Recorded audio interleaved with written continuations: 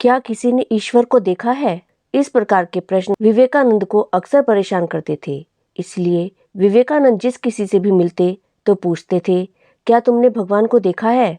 मित्रों, ऐसे सवाल अगर किसी से पूछे जाए तो कोई भी सोच में पड़ जाएगा, क्योंकि हर किसी का भगवान भरोसे और विश्वास पर टिका है। माता पिता पूजा कर रहे हैं, पुजारी मंदिर में पूजा करते हैं, और अगर कोई भगवान के बारे में सवाल पूछने की कोशिश करता है तो हम आंख बंद करके अनुसरण करने के लिए कहते हैं। और अगर हम भगवान की उपेक्षा करेंगे तो हमें यह कहकर संस्कारित किया जाता है कि नास्तिकों को नरक में जलाया जाएगा। जिसे ईश्वर के बारे में एहसास हो वही युवा नरेंद्र यानी विवेकानंद की खोज और प्यास का उत्तर दे सकता है और उसे संतुष्ट कर सकता है। और यह प्रश्न नरेंद्र को तब तक परेशान करते रहे जब तक कि उनकी मुलाकात स्वामी रामकृष्ण परमहंस से नहीं हो गई। विवेकानंद और रामकृष्ण परमहंस के बीच मुलाकात एक बेहद अलग बात थी। ये एक शिक्षित और अशिक्षित के बीच, धनी और गरीब के बीच की मुलाकात थी। विवेकानंद अपने भावी गुरु रामकृष्ण परमहंस जी से अनेक बातों में अलग थे, फिर भी उनकी बातों से विवेकानंद जी की जिज्ञासा संतुष्ट होती थी। पौरुष के धनी विवेकानंद जी घुड़सवारी, कुश्ती, तैराकी आदि में दक्ष थे तथा उनका शिक्षा ज्ञान विश्वविद्यालय स्तर का था। वहीं रामकृष्ण परमहंस जी सात्विक प्रकृति के थे एवं उन्होंने भक्ति तथा समाधि से सिद्धि प्राप्त की थी। वे आस्थावान संत थे, जबकि नरेंद्र के लिए आस्था अंतिम शब्द नहीं था। वे प्रत्येक तथ्य को तर्क की कसौटी पर कसना आवश्यक मानते थे। रामकृष्ण केवल भारतीय मनुष्यों से ही प्रभावित थे, वहीं विवेकानंद पाश्चात्य बौद्धिकता से भी प्रभावित थे। इतनी विविधता के बावजूद विवेकानंद पर रामकृष्ण की बातों का असर किसी जादू से कम न था। विवेकानंद एक बहुत ही तार्किक, बौद्धिक लड़के थे और आग से भरे हुए थे। नवंबर 1981 में आखिरकार वो दिन भी आया जब धरती पर उतरे इन दोनों देवदूतों की मुलाकात हुई। नरेंद्र नाथ के मन में अक्सर ये प्रश्न उठता था कि जब सभी धर्मों का सार मानवता को श्रेष्ठ मानता है तो विश्व में ये विषमता क्यों है, एवं क्या किसी ने ईश्वर को देखा है? इस प्रकार के प्रश्न नरेंद्र को अक्सर परेशान करते थे। अपने बचपन और युवावस्था में भी नरेंद्र के पास महान शारीरिक साहस और दिमाग की उपस्थिति, एक ज्वलंत कल्पना, विचार की गहरी शक्ति, गहरी बुद्धि, एक असाधारण स्मरण शक्ति, सच्चाई से प्यार, पवित्रता के लिए जुनून, स्वतंत्रता की भावना और एक कोमलता थी। नरेंद्र के एक रिश्तेदार थे, रामचंद्र दत्त। वे रामकृष्ण परमहंस के अनन्य भक्त थे। उनसे विवेकानंद मन की बातें करते थे। एक बार उन्होंने विवेकानंद से पूछा कि आपके जीवन का लक्ष्य क्या है? उच्च शिक्षा हासिल करना, पद प्रतिष्ठा, पैसा प्राप्त करना, समाज सुधारना या देश को आजाद कराना? विवेकानंद ने कहा कि मेरा मकसद तो बस ईश्वर की खोज करना है। क्या मुझे ये सौभाग्य मिल सकता है? सत्य के प्रति नरेंद्र की गहरी जिज्ञासा देखकर रामचंद्र दत्त ने उनको गुरु की दिशा का दर्शन कराया। उन्होंने कहा कि आपको आपके प्रश्नों का उत्तर पाने के लिए दक्षिणेश्वर जाना होगा। इस धरती पर एक ही व्यक्ति है, रामकृष्ण परमहंस, जो इस सवाल का सही मायने में तुम्हें जवाब दे सकता है। गुरु के बारे में सुनकर शिष्य के मन की अतल गहराइयों में जो लहरें उठी वो तब सतह पर नहीं जा सकी। हालांकि गुरु से मिलन का परम अलौकिक संयोग बहुत बाद की बात है। प्रेसिडेंसी कॉलेज के बाद उन्होंने जनरल असेंबलीज इंस्टीट्यूट में दाखिला लिया। यहाँ उन्होंने वेस्टर्न हिस्ट्री, वेस्टर्न फिलोसफी और तर्कशास्त्र की पढ़ाई की। जब उन्होंने कॉलेज में 19वीं सदी के तर्कवादी पश्चिमी दार्शनिकों को पढ़ा तो भगवान और धर्म में उनकी बचपन की आस्था अस्थिर हो गई थी। वह केवल विश्वास के आधार पर धर्म को स्वीकार नहीं करना चाहते थे, वह ईश्वर का प्रदर्शन चाहते थे। एक बार की बात है, इस कॉलेज के प्रिंसिपल विलियम हेस्टी ने एक बार कहा था कि नरेंद्र सही मायने में जीनियस है। मैं दुनिया भर में गया हूँ, लेकिन नरेंद्र के स्तर का कोई छात्र मैंने नहीं देखा है। विलियम हेस्टी एक बार विलियम वर्ड्सवर्थ की द एक्सकर्शन कविता को पढ़ाते हुए भाव समाधि की व्याख्या कर रहे थे। विवेकानंद के मन में ईश्वर को जानने की स्वाभाविक तड़प थी। उन्होंने विलियम हेस्टी से पूछा, क्या आप किसी ऐसे व्यक्ति के बारे में जानते हैं जिसने ईश्वर को देखा हो? विलियम हेस्टी ने कहा कि उनकी नज़र में इस धरती पर सिर्फ एक ही व्यक्ति है और वह है दक्षिणेश्वर का संत रामकृष्ण परमहंस।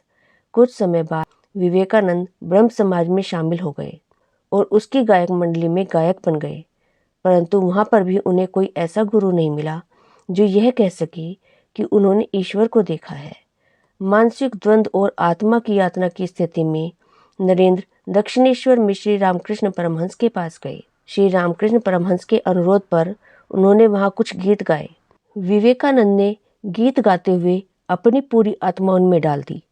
विवेकानंद भजन गा रहे थे और रामकृष्ण परमहंस इस मंत्र मुग्ध कर देने वाली आवाज पर मुग्ध थे। जब तक विवेकानंद गाते रहे, रामकृष्ण परमहंस एकटक अपलक उन्हें निहारते रहे। जो महापुरुष भूत, भविष्य और वर्तमान एक साथ देख सकता हो, वो भला अपने शिष्य को कैसे न पहचानता।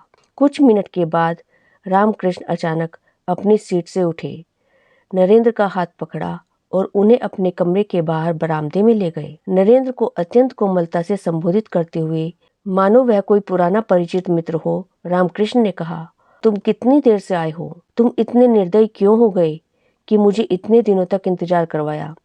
मेरे कान सांसारिक लोगों के व्यर्थ शब्द सुनते सुनते थक गए हैं।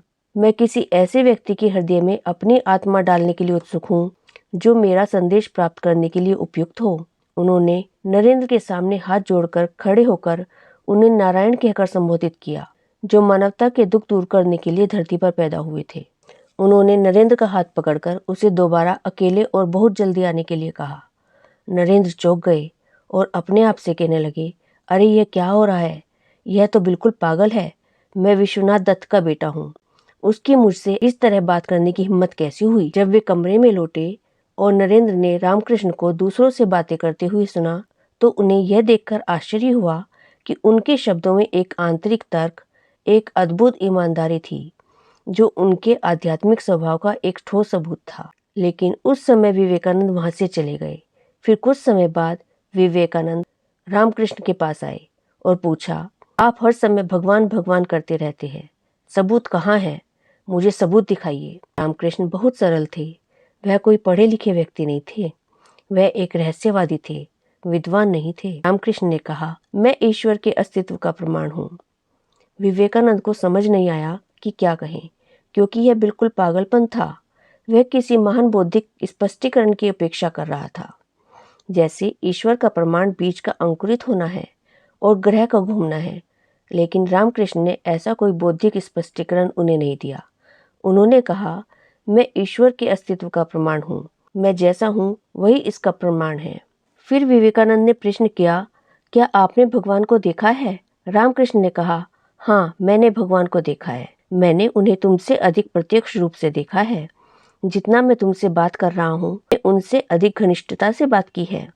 आगे जारी रखते हुए रामकृष्ण ने कहा, लेकिन मेरे बच्चे, भगवान को देखना कौन चाहता है? लोग पैसे, पत्नी और बच्चों के लिए आंसू बहाते हैं, लेकिन अगर वे एक दिन के लिए भगवान के लिए रोएंगे तो वे निश्चित रूप से उन्हें देखेंगे। नरेंद्र आश्चर्यचकित रह गए। यह पहली बार था जब उसने किसी आदमी को यह कहते हुए सुना था कि उसने भगवान को देखा है। लेकिन रामकृष्ण के ये शब्द उस दृश्य से मेल नहीं खा रहे थे जो बरामदे में हुआ था। नरेंद्र ने सोचा कि शायद उसे सम्मोहित कर लिया गया है, लेकिन वह समझ नहीं पा रहे थे कि एक पागल व्यक्ति उसके जैसे मजबूत व्यक्ति के दिमाग पर कैसे जादू कर सकता है।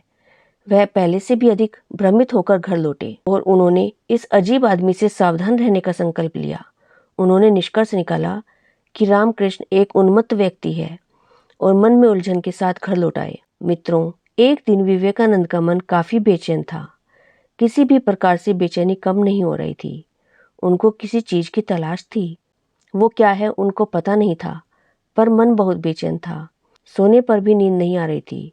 तो उनके मन में आया कि चलो रामकृष्ण के पास चलते हैं। एक अदृश्य सत्ता उनको जाने के लिए प्रेरित कर रही थी। आधी रात को रामकृष्ण के दरवाजे पर पहुंचे। दरवाजा खटखटाया। अंदर से रामकृष्ण की आवाज आई। पूछा, कौन है? मैं नरेंद्र। फिर पूछा, क्या करने आए हो? फिर आवाज आई, मैं भगवान से मिलने आया हूँ। रामकृष्ण ने दरवाजा खोला और कहा, अंदर आ जाओ। विवेकानंद ने कहा, क्या तुम मुझे भगवान दिखा सकते हो? रामकृष्ण ने पूछा, क्या तुम में देखने का साहस है? उन्होंने कहा, हाँ, क्योंकि यह प्रश्न मुझे पीड़ा दे रहा है।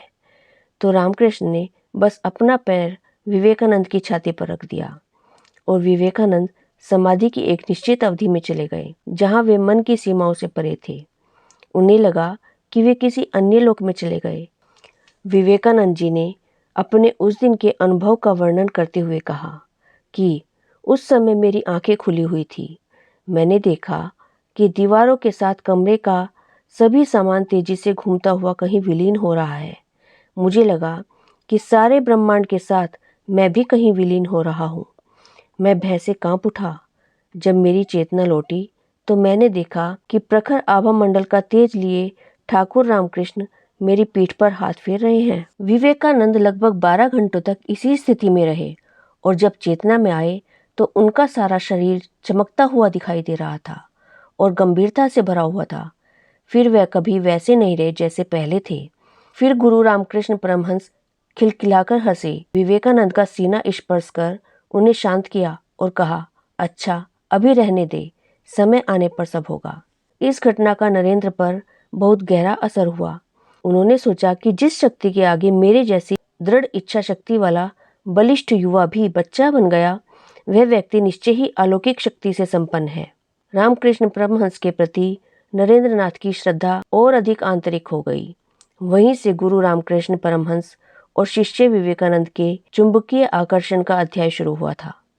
मन ही मन में विवेकानंद जी स्वामी रामकृष्ण को अपना गुरु मान चुके थे।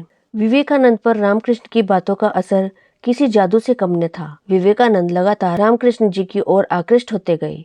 उनको आभास होने लगा कि उनके अंदर कुछ अद्भुत घटित हो रहा है। फिर एक बार जब स्वामी विवेकानंद रामकृष्ण परमहंस से मिलने गए तो उन्होंने पूछा, मैंने भगवत गीता और अन्य धर्म ग्रंथों को कई बार पढ़ा है। मैं गीता और रामायण पर व्याख्यान और प्रवचन देता हूँ। क्या मुझे अब भी किसी संत के आश्रय की आवश्यकता है? क्या मुझे अब भी गुरु की आवश्यकता है? रामकृष्ण ने विवेकानंद के प्रश्न का उत्तर नहीं दिया। कुछ दिनों के बाद रामकृष्ण ने विवेकानंद को बुलाया और उन्हें एक पार्सल सौंपा जिसे समुद्री मार्ग से कुछ ही घंटों की दूरी पर पास के एक गांव में पहुंचाना था। सुबह सुबह नाव और नाविक तैयार हो गए और उन्हें बस गांव जाकर उस व्यक्ति को पार्सल पहुंचाना था। नाव में बैठते ही अचानक विवेकानंद को एहसास हुआ कि उन्हें गांव का रास्ता मालूम ही नहीं है। उन्होंने नाविक से पूछताछ की, उसको भी कोई सुराग नहीं था। विवेकानंद ने अपने गुरु के पास वापस जाकर गांव का सबसे छोटा रास्ता पूछने का निर्णय लिया। इस पर रामकृष्ण ने कहा, नरेंद्र, यह उस प्रश्न का मेरा उत्तर है जो आपने मुझसे तब पूछा था कि क्या मुझे अभी गुरु की आवश्यकता है। आज आपके पास माध्यम है जो कि नाव है, आपके पास संसाधन है जो एक नाविक है, आपके पास रास्ता है जो कि एक समुद्र है और आप जानते हैं कि क्या करना है। यह पार्सल आपको उस व्यक्ति को देना है और आप यह भी जानते हैं कि कहाँ जाना है, लेकिन आप रास्ता नहीं जानते। इसी प्रकार आपने सभी धर्म ग्रंथ पढ़े हैं और आप उन पर अद्भुत प्रवचन कर सकते हैं।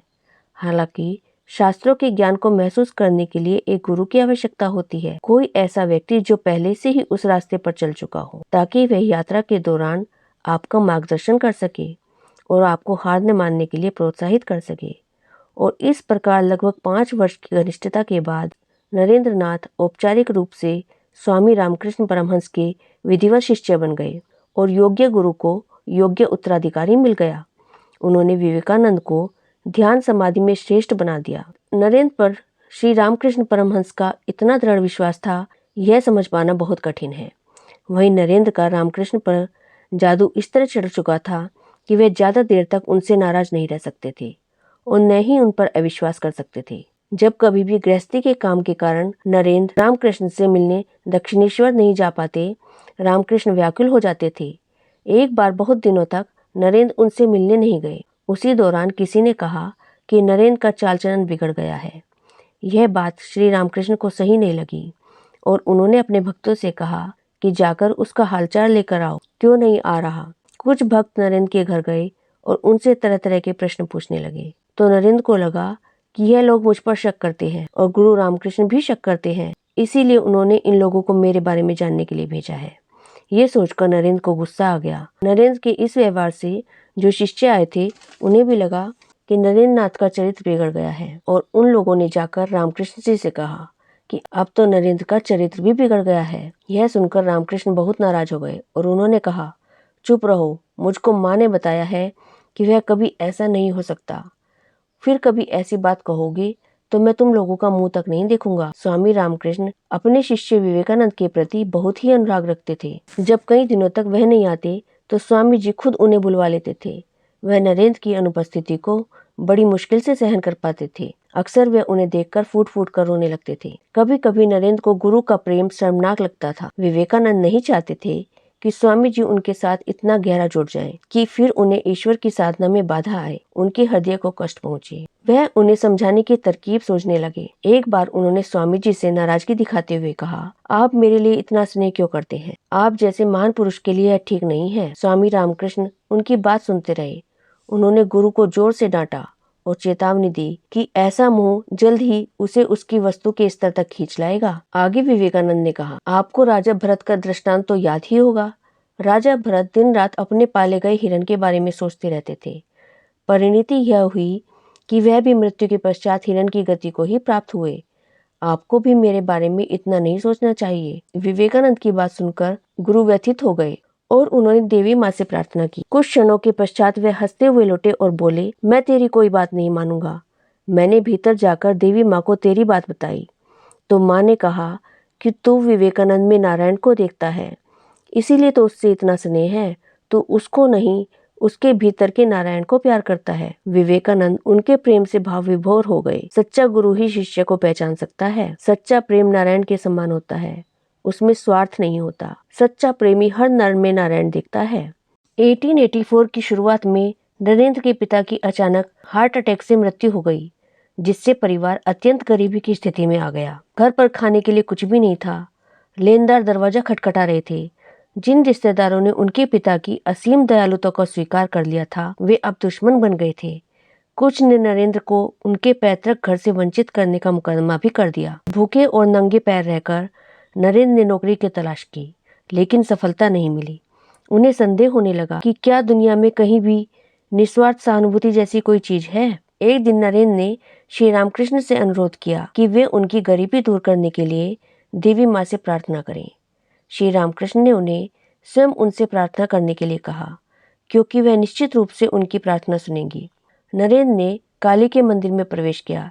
जैसे ही वह माँ की छवि के सामने खड़े हुए, उन्होंने एक जीवित छवि के रूप में माँ को देखा, जो ज्ञान और मुक्ति देने के लिए तैयार थी। उनसे छोटी मोटी सांसारिक चीजें मांगना व्यर्थ लग रहा था। इन सांसारिक चीजों को मांगने में असमर्थ होकर उन्होंने केवल ज्ञान और त्याग, प्रेम और मुक्ति के लिए प्रार्थना की। गुरु ने अपनी गरीबी दूर करने के लिए देवी माँ से प्रार्थना करने में असफल रहने के लिए उन्हें डांटा और फिर उन्हें मंदिर भेज दिया। लेकिन नरेंद्र उनकी उपस्थिति में खड़े होकर अपने जाने का उद्देश्य फिर से भूल गए। 3 बार वह गुरु के आदेश पर मंदिर गए और 3 बार वापस लौट आए। माँ के सामने उपस्थिति में वह यह भूल गए कि वह क्यों आए थे, और वह इस बारे में सोच ही रहे थे कि अचानक उनके दिमाग में यह ख्याल आया कि यह सब श्री रामकृष्ण का काम है। इसलिए अब उन्होंने स्वयं गुरु से अपनी गरीबी दूर करने के लिए कहा, और गुरु ने उन्हें आश्वासन दिया कि उनके परिवार को साधारण भोजन और कपड़ों की कमी नहीं रहेगी। नरेंद्र के लिए यह बहुत ही समृद्ध और महत्वपूर्ण अनुभव था। इसने उन्हें सिखाया कि दैवीय शक्ति को दुनिया में नजरअंदाज नहीं किया जा सकता और सापेक्ष स्तर पर एक व्यक्तिगत भगवान की पूजा की आवश्यकता अनिवार्य है। श्री रामकृष्ण परमहंस इस परिवर्तन से बहुत ही प्रसन्न हुए। बाद के वर्षों में नरेंद्र ने रामकृष्ण परमहंस के बारे में कहा कि श्री रामकृष्ण परमहंस एकमात्र ऐसे व्यक्ति थे जो मुझसे मिलने के बाद से ही मुझ पर समान रूप से विश्वास करते थे। यहाँ तक कि मेरी माँ और मेरे भाइयों ने भी ऐसा विश्वास मुझ पर नहीं किया। यह उनका मेरे प्रति अटूट विश्वास और प्यार था जिसने मुझे इस विश्वास पर बांधा, उसे हमेशा के लिए। वह अकेले जानते थे कि प्यार कैसे करना है। सांसारिक लोग केवल स्वार्थी उद्देश्यों के लिए प्यार का दिखावा करते हैं। वह श्री रामकृष्ण ही थे जिनकी कृपा से नरेंद्र सनातन धर्म को एक अलग नजरिए से देख सके और ईश्वर के अस्तित्व में विश्वास कर सके। यदि श्री रामकृष्ण ठाकुर न होते तो 19वीं सदी का एक सामान्य युवा जिज्ञासु बालक स्वामी विवेकानंद नहीं बन पाता। जिस तरह कुम्हार मिट्टी को ढालता है और उसे कई सुंदर गोल बर्तनों में आकार देता है, उसी तरह रामकृष्ण ने अपने शिष्य को प्रेम और करुणा से ढाला था और उन्हें अद्भुत संत का आकार दिया था, जो शांति, धार्मिक सद्भाव, भाईचारे और सेवा का संदेश लेकर दुनिया भर में घूमे मानव जाति के लिए। अमेरिका में किसी ने स्वामी जी से उनके गुरु के बारे में पूछा तो उन्होंने कहा, मुझे देखकर मेरे गुरु के बारे में सोचना भी मत। मैंने जो कुछ भी अच्छा किया है वह मेरे गुरु की कृपा से है, और मैंने जो भी गलतियां की है वह मेरी अपनी है। रामकृष्ण एक क्षण में लाखों विवेकानंद को मेरे जैसा बना सकते हैं। तो मित्रों, यह थी दो महान विभूतियों के मिलन और विश्वास और प्रेम की कहानी। आशा करती हूँ कि आपको इस वीडियो से काफ़ी कुछ जानकारी मिली होगी।